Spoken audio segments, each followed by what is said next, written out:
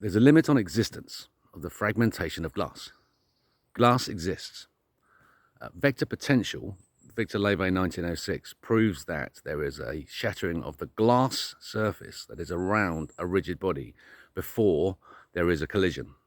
So vector potential is the shattering of the glass surface, the glazing of matter.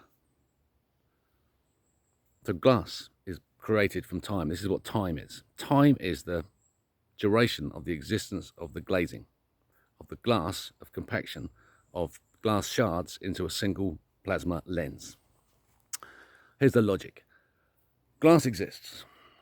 You can smash glass. You can smash glass into the tiniest fragments. But the glass must exist. The glass hasn't stopped existing. Those fragments must exist. So there is a minimum dimension of a fragment of glass. When you know that reality, so here's my assumption, I'm saying I know it, but the assumption is from Victor Levy's 1906 vector potential, that glass is created as from the plasma of this glass dust itself. And so all that exists is glass. There's a machine that produces glazing, and that it leaves behind a detritus of dust. So this dust is created from shards, and these shards are about to collapse. So we've reached the level of existence of a material. In this case, we're taking glass, and then we have it as a shard. So see it as a piece of aggregate with interlocking faces, exactly as a piece of aggregate in concrete, but this one is geometrically perfect. And the reason it's geometrically perfect is because it's spinning. So it's in a vortex. It's part of a vortex, a major vortex, and a sub-vortex, pocket vortices form from the main vortex of the rotation of the universe, the twist of the center, the dead straight true north. That massive twisting force creates vortices in cavitation, and within that cavitation is this glass dust. And so the twisting force is expressed within the cavitation, so the pieces of glass are spinning, so that the shards are spinning, and they need space in which to spin. Because there's a precessional axis of any rotation that's based on a twisting force of the center, must have a precessional axis. A whip motion must occur. That requires a space around the shard bigger than its actual dimension in order to exist. And it creates it through spin of a surface tension meniscus, creating the cosmic foam. And so now you can see the dimension of the ether itself. It's the cosmic foam. Inside each bubble, a glass shard spinning, creating a surface tension, and that there's nowhere for it to go. It's expanding, as all your measurements are measuring expansion, right?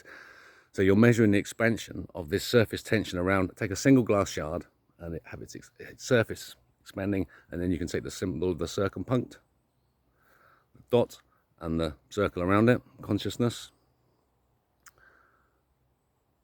And there's the glass shard within its home dimension.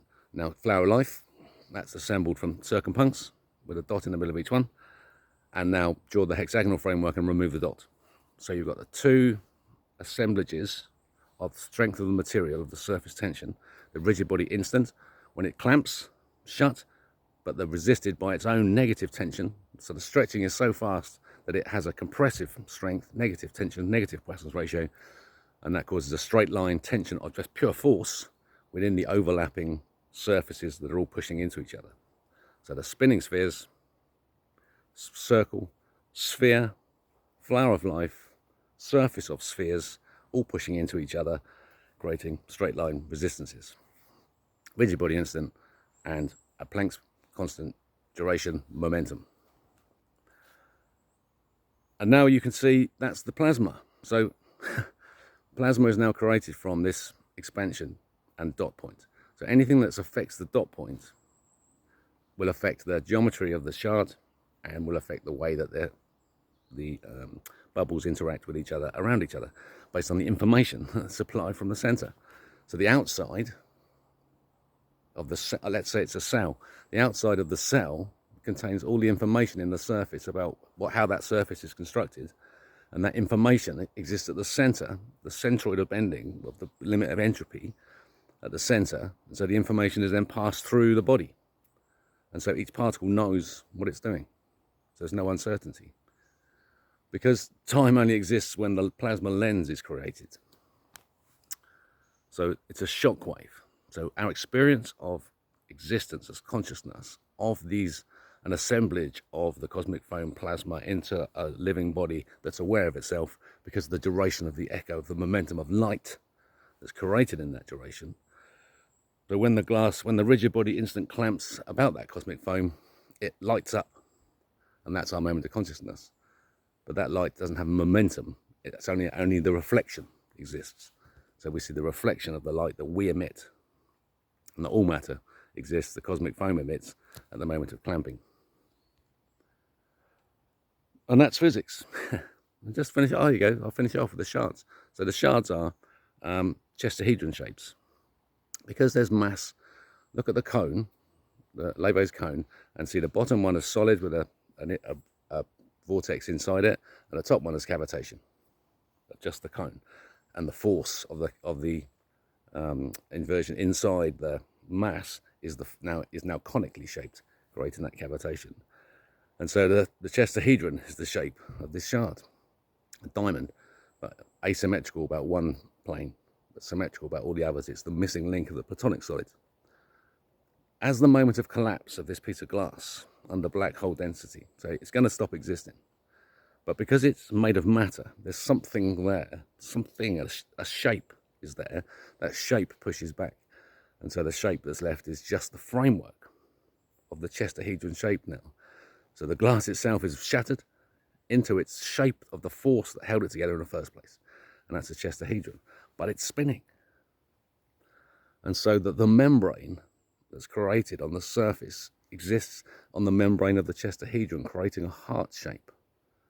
And this is what Frank Chester discovered, that when you then spin that vortex, you get a pocket vortex. And that's the human heart. So that's the motion of the heartbeat, the spinning of a Chesterhedron inside of the vortex, creating a pocket vortex, creating a system that balances the universe itself.